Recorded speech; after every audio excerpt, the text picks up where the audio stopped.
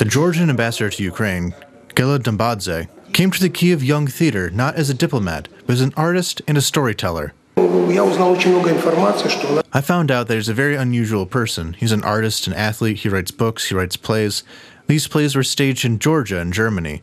That is why, as a person who studied culturology, I couldn't ignore this chance. The ambassador took to the stage, removed his jacket, and put on an artist's apron. After drawing a sketch of the future still life, he mixed the acrylic paints and started to fill the picture with color. While doing so, he answered questions from the audience about his perception of art.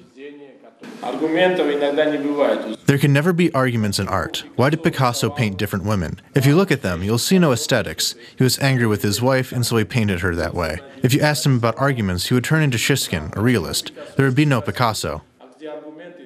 The ambassador answered dozens of questions about the war and reforms in Georgia, as well as about his thoughts on Ukraine and Ukrainians.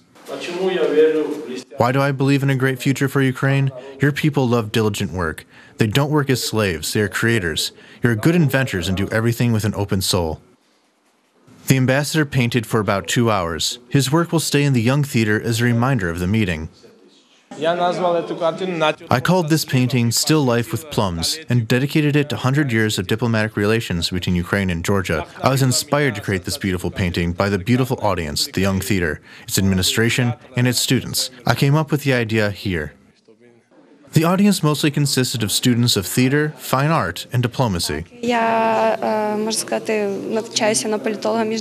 I study international political science. This informal communication with the ambassador allowed me to get a lot of information. It even made me want to go to Georgia. This meeting was really useful.